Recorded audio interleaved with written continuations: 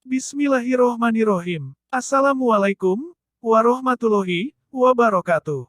Syukur alhamdulillah kita bisa berjumpa lagi di channel ini. Solawat serta salam kita curahkan kepada junjungan Nabi kita Muhammad Sallallahu Alaihi Wasallam. Allahumma sholli ala Sayyidina Muhammad, wa ala ali Sayyidina Muhammad.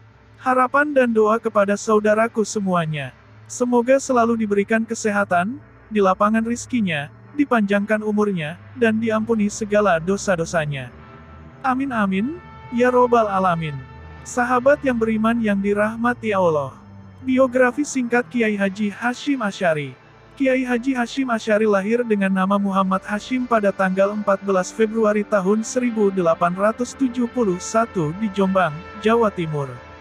Ayahnya bernama Kiai Haji Asy'ari dan ibunya bernama Nyai Halimah. Ia merupakan anak ketiga dari 11 bersaudara. Muhammad Hasyim lahir dari kalangan keluarga agamis dan pendiri pondok pesantren besar di Jawa Timur. Ayahnya, Kiai Asy'ari adalah pendiri pondok pesantren Keras yang berdiri di Desa Keras, Jombang. Sang ayah dulunya juga merupakan seorang santri yang berguru pada Kiai Utsman, pendiri pondok pesantren Gedang. Kiai Utsman adalah kiai terpandang di Jombang kala itu, sekaligus ayah kandung ibunda Kiai Haji Asy'ari, Nyai Halimah. Keduanya dinikahkan pada usia yang masih sangat muda. Heru Sukadri dalam Kiai Haji Hasyim Asy'ari, riwayat hidup dan pengabdiannya, 1985, menyebut bahwa Hasyim Asy'ari kurang mendapatkan asuhan dari kedua orang tuanya. Barangkali ini ada kaitannya dengan jumlah saudaranya yang begitu banyak, sehingga kasih sayangnya terbagi. Untungnya, Hasyim memiliki kakek dan nenek yang sangat mencintai dan dicintainya. Ia tumbuh di lingkungan pondok pesantren Gedang, hingga akhirnya pindah ke Desa Keras mengikuti sang ayah yang mendirikan pondok pesantren di wilayah itu. Memiliki keluarga yang berlatar belakang santri dan pendidik membuat Hasyim kecil menyadari pentingnya ilmu. Ia melumat habis buku-buku agama di pondok pesantren yang didirikan sang ayah bahkan sebelum menginjak usia remaja.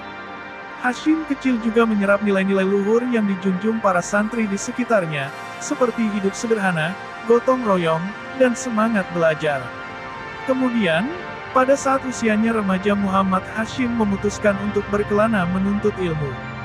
Meskipun keluarganya adalah pemilik pondok pesantren besar, ia tetap rendah hati dan mau belajar di pesantren-pesantren lainnya. Ia kemudian belajar dari satu pesantren ke pesantren lain di daerah Jawa Timur. Saat usianya masih 15 tahun, ia mengembara ke Tuban, Surabaya, Probolinggo, Madura, hingga akhirnya ke Sidoarjo. Di Sidoarjo, ia belajar di pondok pesantren Siwalan Panji yang dipimpin oleh Kiai Yakub. Sosok Muhammad Hasyim saat itu sangat disukai oleh Kiai Yakub sehingga dijodohkan dengan sang putri bernama Nafisah. Perjodohan itu diterima dan keduanya menikah pada 1892, ketika Muhammad Hasyim berusia 21 tahun. Setelah menikah, Hasyim dan Nafisah pergi ke Mekah untuk menunaikan ibadah haji. Tak hanya itu, keduanya juga berencana untuk tinggal di sana sembari belajar tentang agama Islam. Di Mekah pula, sang istri akhirnya hamil anak pertama mereka yang kelak diberi nama Abdullah. Sayangnya, tidak lama setelah Abdullah lahir, Nafisah meninggal dunia karena sakit. Sang putra, Abdullah yang dikira Hasyim bisa jadi pelipur lara kehilangan istri tercintanya malah menyusul sang ibunda. Abdullah meninggal tak sampai 40 hari sejak Nafisah meninggal. Dirundung duka yang mendalam, Muhammad Hasyim kembali ke tanah air pada 1893. Namun, ia kembali tidak lama dan kembali lagi ke Mekah bersama sang adik Anis pada tahun yang sama. Pada kunjungan keduanya di Mekah ini Hasyim singgah lama di Mekah selama 7 tahun untuk belajar agama dengan lebih keras. Ia berguru pada ulama-ulama terkemuka seperti Syekh Ahmad Zaini Dahlan, Syekh Muhammad Salih Al-Samarkandi, Syekh Ahmad Khatib Al-Minangkabawi, dan sebagainya. Ia banyak mendalami ilmu tauhid, tafsir, hadis, dan belajar bahasa Arab. Selama merantau, ia kembali dirundung duka dengan kepergian adik kandungnya, Anis. Namun, pada 1899 jelang akhir kunjungannya di Mekah, Hasyim bertemu dengan Kiai Romli. Dikutip dari Nu Online, Kiai Romli adalah ulama ahli ilmu tauhid dan fikih yang sangat terkenal di Jawa Timur saat itu. Ia datang ke Mekah bersama putrinya bernama Khadijah yang dijodohkan dengan Hashim. Perjodohan itu diterima dan keduanya menikah pada 1899. Namun pernikahan itu tak bertahan lama, karena 2 tahun kemudian pada 1901, Khadijah meninggal dunia karena sakit. Setelah menikah, Muhammad Hashim dan istrinya, Khadijah, memutuskan untuk pulang ke Indonesia.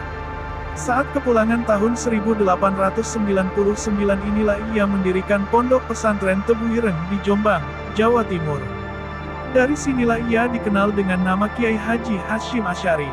Tebu Ireng dipilih bukannya tanpa alasan. Pasalnya, masyarakat di desa ini belum memperoleh pendidikan yang layak dan masih terikat dengan pengaruh Belanda.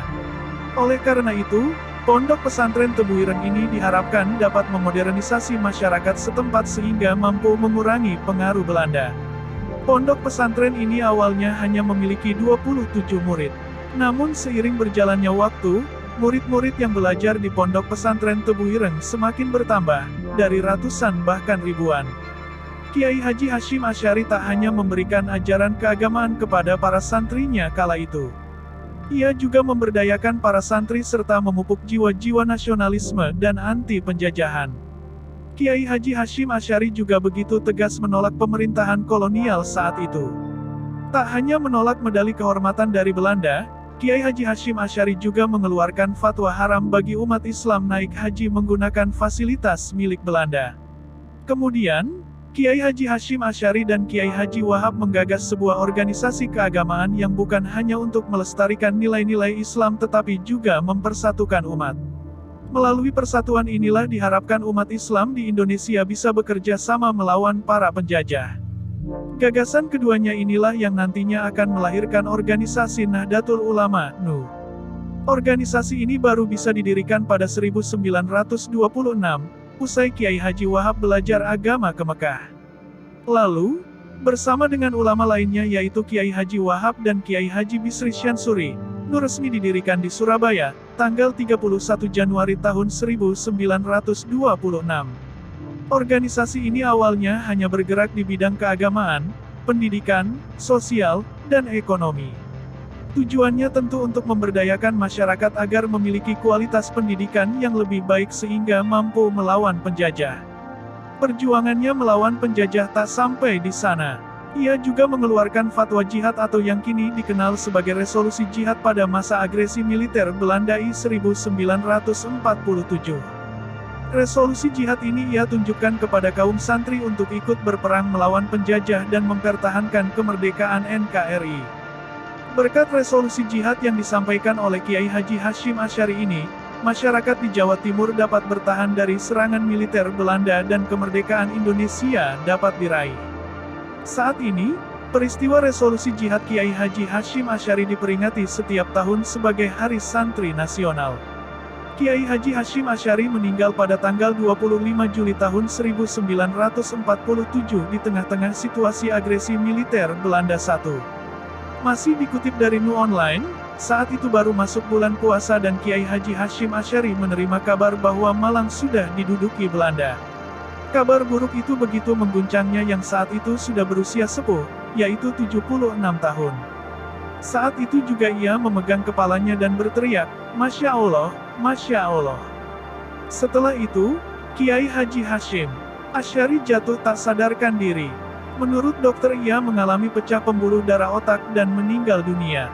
Wafatnya Kiai Haji Hashim Asy'ari itu menorehkan luka mendalam, tak hanya bagi keluarganya tetapi juga para santrinya.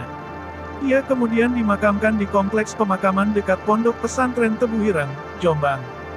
Hingga saat ini, makamnya masih sering didatangi oleh para peziarah yang begitu menghormatinya. Kemudian, 17 tahun setelah wafatnya Kiai Haji Hashim Asy'ari, ia mendapatkan gelar sebagai Pahlawan Nasional Indonesia. Statusnya sebagai pahlawan nasional ini diberikan bertepatan pada bulan pahlawan pada tanggal 17 November tahun 1964 oleh Presiden Soekarno. Semoga video kali ini bermanfaat, lebih dan kurangnya mohon dimaafkan. Jangan lupa untuk like, komen, dan subscribe channel kami. Sampai jumpa di video berikutnya. Terima kasih. Wassalamualaikum warahmatullahi wabarakatuh.